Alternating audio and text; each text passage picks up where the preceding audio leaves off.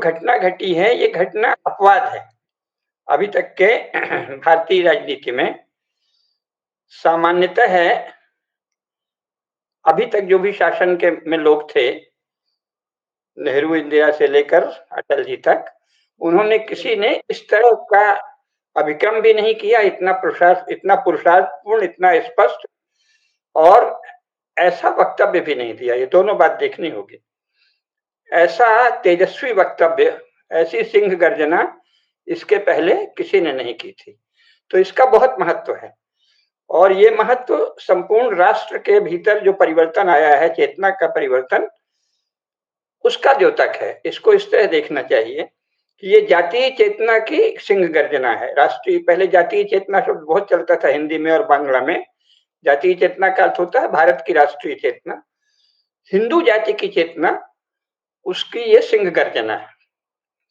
भारत का हिंदू के सिवाय और कोई अर्थ नहीं होता। जो भी इससे भिन्न अर्थ करते हैं वो अगर मूर्ख हैं तो अलग बात है, अन्यथा बदमाश हैं, गलत लोग हैं। हिंदू ही भारत है, भारत हिंदू राष्ट्र है। तो ये हिंदू राष्ट्र और राष्ट्र से भी ज्यादा हिंदू समाज, हिंदू जाति की गर्जना है। क्योंकि राष्ट्र, जिस समय यूरोप में नेशन स्टेट शब्द अचानक उभरा आज से 150 साल पहले, उस समय बंगालियों ने, सबसे पहले बंकिम आदि ने जल्दी से कह दिया कि ये भी एक राष्ट्र है, और वो नेशन स्टेट वाले अर्थ में कह दिया। बाद में कुछ लोगों ने उसको वैदिक संदर्भ दिया। जो पृथ्वी माता की वंदना थी उससे भारत माता की बात कही, वो तो ठीक है, लेकिन इससे आगे नहीं बढ़े। श्री अरविंद ने उसका विस्तार से वर्णन किया है कि सनातन धर्म ही भारत राष्ट्र है, हिंदू राष्ट्र है। लेकिन और किसी पार्टी ने, किसी बड़े संगठन ने आज तक इसकी कोई व्याख्या नहीं की। गुरु गोलवलकर ने की थी, राष्ट्रीय स्वयंसेवक संघ के द्वितीय सरसंघचालक ने। उसके बाद कोई बहुत व्याख्या नहीं हुई और वर्तमान में संघ के जो शीर्ष अधिकारी हैं वो तो इस विषय में कुछ स्पष्ट ही नहीं है, क्योंकि वो भावना वाले लोग हैं, राष्ट्र के लिए समर्पित हैं, बौद्धिक रूप से औसत व्यक्ति हैं। तो धीरे धीरे ये होने लगा था कि जो हमारे भारत के मुख्यतः यूरोप से प्रभावित लोग हैं, जिन्होंने अलग अलग पार्टियां बना ली हैं, वो कोशिश कर रहे थे कि एक सुंदर शब्द राष्ट्र के सहारे केवल नेशन स्टेट के ऑफिस बियरर्स के प्रति सारे देश की निष्ठा जगा दी जाए। और उसका प्रयोजन यही था कि हिंदू धर्म का, सनातन धर्म का महत्व धीरे धीरे भुला दिया जाए भारत से। और इसमें सबसे बड़ा षड्यंत्र यह हुआ कि भारत के, बचे हुए भारत के भी, लेकिन वो शुरू पहले से हुआ था। पुराने भारत में पहली बार गांधी ने इनिशिएटिव लेकर ऐसे किया कि जैसे पुराने भारत में सनातन धर्म के समकक्ष, सनातन धर्म के नाश की घोषणा करने वाले मजहब और रिलीजन भी समान रूप से अधिकारी हैं। तो जाहिर है ये समझौता था। राजनेता कोई दार्शनिक और विचारक तो होते नहीं, और गांधी वगैरह या श्री अरविंद के बाद का कोई नेता बड़ा विचारक तो हुआ नहीं। श्री अरविंद उतना फिर नेता भी नहीं रह पाए जब दार्शनिक थे। तो नेता लोग अपने हिसाब से बोलते हैं। तो इन लोगों का मतलब ये था कि मुसलमानों, ईसाइयों या जो जो आए उन सबसे हम सौदेबाजी करके बांट लेंगे गद्दी। हिंदू, मुस्लिम, ईसाई सबको भाई भाई कहने का जब नेता कहता है तो उसका मतलब होता है कि यार हमारे जो परिचित मुसलमान नेता हैं और जो ईसाई हैं और हम हिंदू लोग आपस में गद्दी बांट लेंगे। नेताओं का अर्थ सदा गद्दी बांटने का होता है, औसत नेताओं का। तो वो उस स्तर पर चलते थे। लेकिन वो जो स्तर चले, नेता कोई हद नहीं है, लेकिन उस स्तर पर हिंदुओं की ओर से कोई तेजस्वी नेता अभी तक हो ही नहीं रहा था।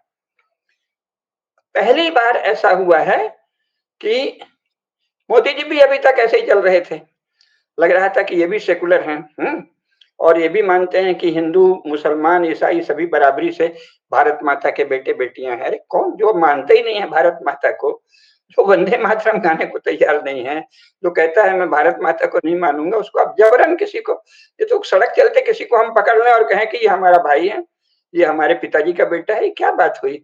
निरर्थक पागलों सा प्रलाप, डीएनए पीएनए कुछ भी खोज खाज के। तो पहली बार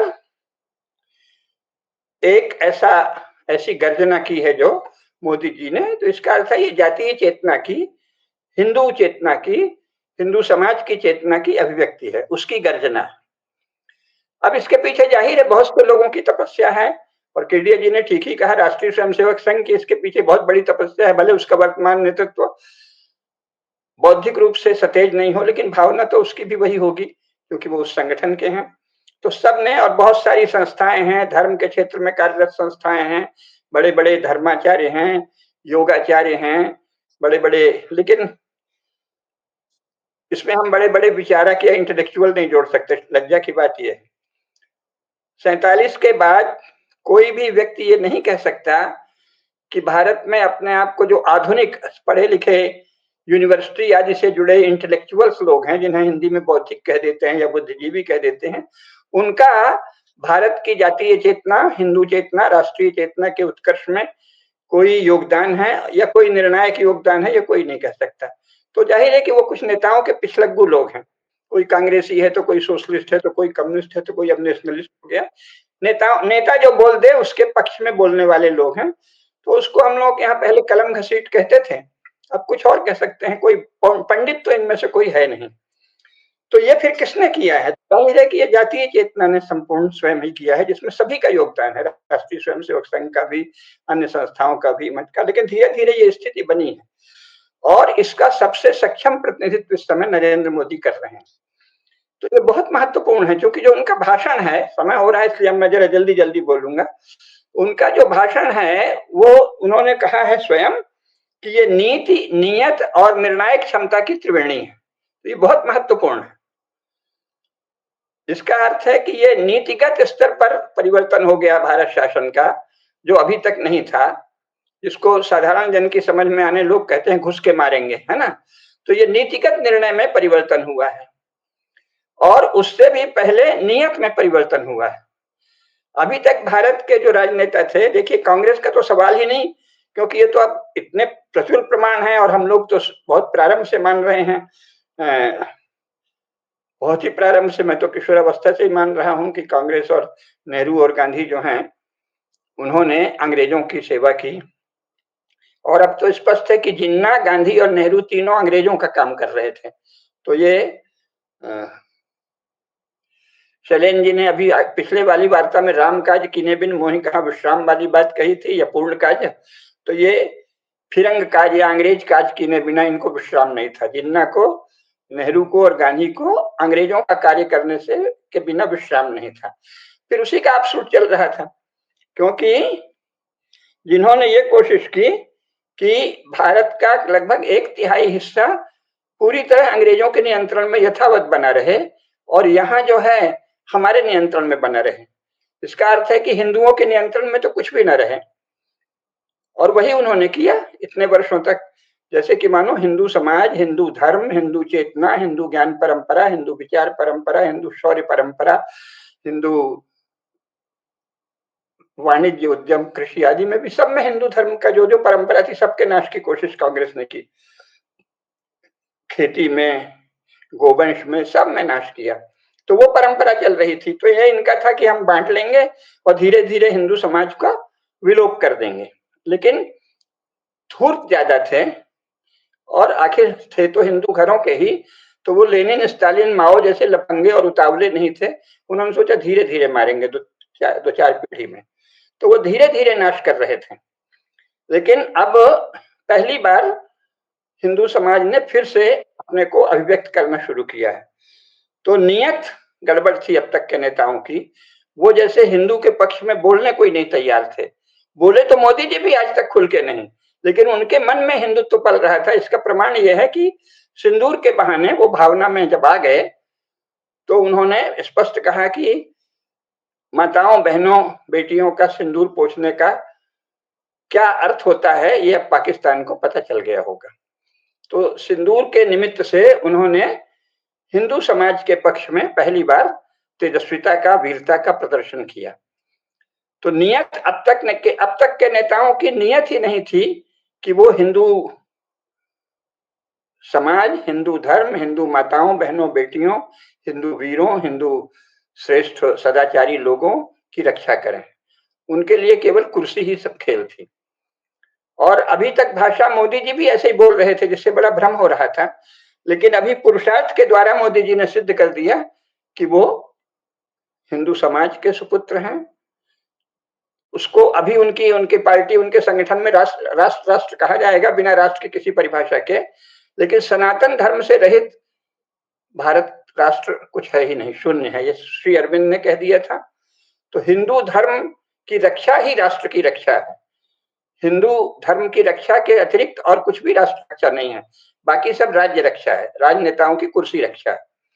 तो प्रकारांतर से मोदी जी ने बता दिया कि नियत का, ये नियत में मोड़ आया है, राजनेताओं के, राजपुरुषों के, भारत के शासकों की नियत में सही मोड़ आया है, इसलिए नीति स्पष्ट है। और दूसरी जो उन्होंने कहा निर्णायक क्षमता, वो भी बहुत महत्वपूर्ण है, और ये इसका श्रेय भी मोदी जी को ही जाता है।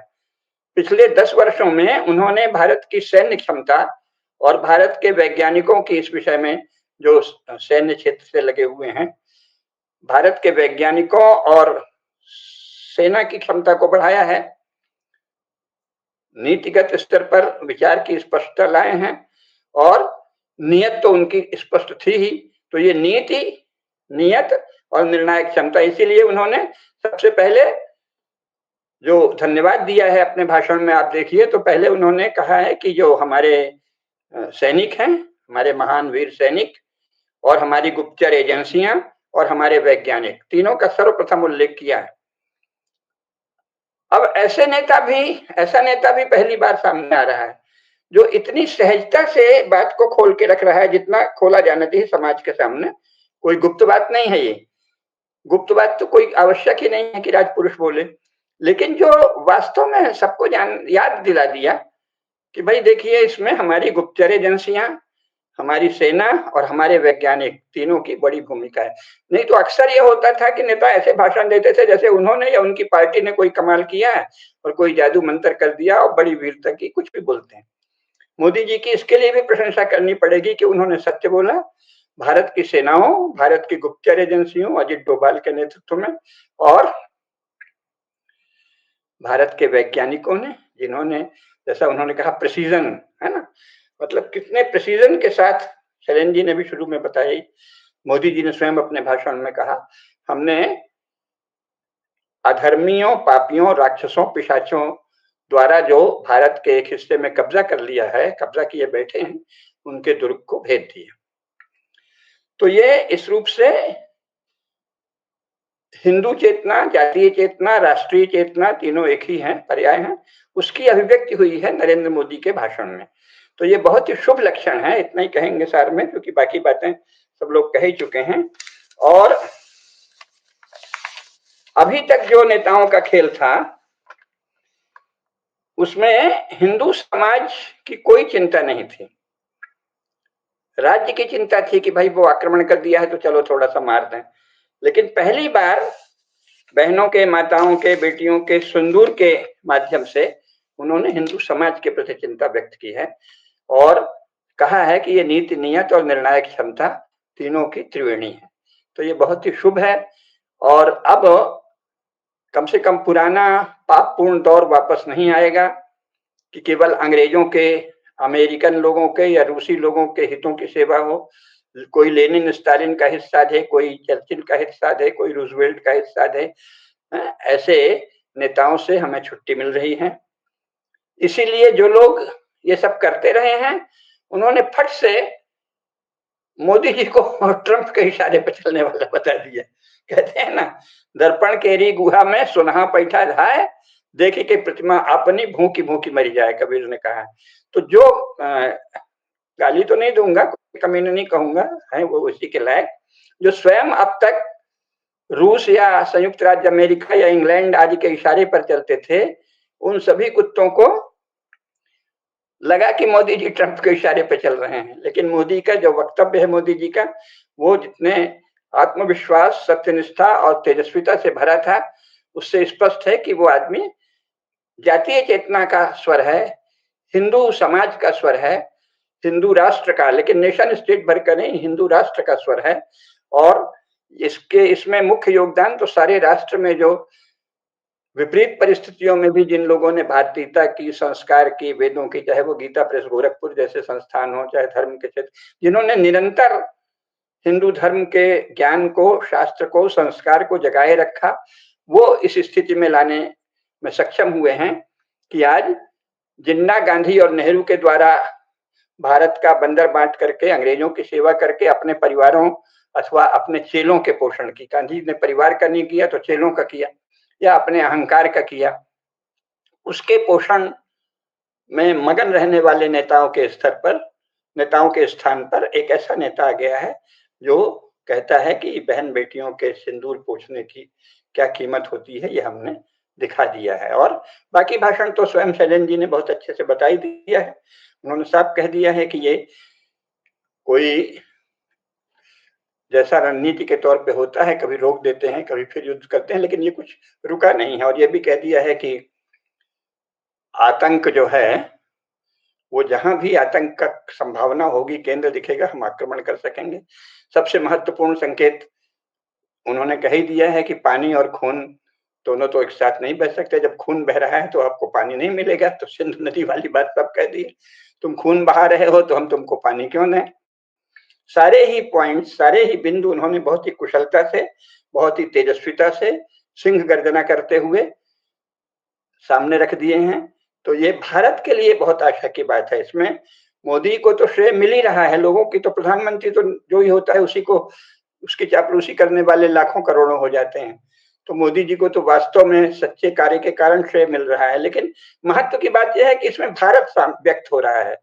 सनातन धर्म का साधक भारतवर्ष, हिंदू समाज, उसकी जातीय चेतना नरेंद्र मोदी के द्वारा इस समय व्यक्त हुई है। और ये नीति, नियत और निर्णायक क्षमता तीनों में निर्णायक मोड़ आया है, बहुत महत्वपूर्ण परिवर्तन आया है, बहुत ही शुभ है हम सबके लिए। इसलिए हम सब, सारा देश ही स्वागत कर रहा है, सिवाय उनके जो कि जैसा मैंने कहा, सुनहा दर्पण के गुफा में सुनहा बैठा जाए, दर्पण की गुफा में बैठे हुए घुस गए कुत्ते जो भौंक रहे हैं अपनी छवि देख के, उनको छोड़ के सारा देश मोदी जी की प्रशंसा कर रहा है। और बहुत महत्वपूर्ण भाषण था ये, जो कि एक महत्वपूर्ण मोड़ का सूचक है और जो देश के लिए बहुत ही शुभ है। इससे देश की आशा बनती है कि अब हिंदुत्व का ऐसा भयंकर दमन जो कांग्रेस ने गांधी नेहरू के नेतृत्व में शुरू किया, और अंग्रेजों की ऐसी चाल जो नेताजी के डर से सत्ता बांटनी भी पड़ी तो अपने ही एजेंटों को देके गए, और ऊपर से प्रदर्शन ये किया कि देखिए साहब, हम तो बड़े न्यायशील हैं और आप लोग नहीं चाहते, स्वराज हमको हटाना चाहते हैं तो हम जा रहे हैं। ऐसे कुटिलतम लोगों ने जिस तरह भारत में भ्रम पैदा कर रखा था, और अभी तक सारी पढ़ाई भी ट्रांसफर ऑफ पावर की शर्तों के अनुसार वही हो रही थी, खासतौर से ह्यूमैनिटीज में, जो इंग्लैंड चाहता है, जो यूएसए चाहता है। तो आशा करते हैं कि भारत की ज्ञान परंपरा भी आगे चलकर सभी हिंदू बच्चों को पढ़ाई जाएगी, और शौर्य परंपरा पढ़ाई जाएगी, ऐश्वर्य परंपरा, वैभव परंपरा, पुरुषार्थ परंपरा पढ़ाई जाएगी। और जैसा उन्होंने कहा है कि अभी तो सेना, गुप्तचर एजेंसियां और वैज्ञानिकों का पुरुषार्थ सामने आया है, आगे चलकर संपूर्ण भारत में राष्ट्र जीवन के हर क्षेत्र में जो हमारे योग्य लोग हैं उनके पुरुषार्थ सामने आने का अवसर मोदी जी देंगे। बहुत ही शुभ अवसर है ये, इतना ही।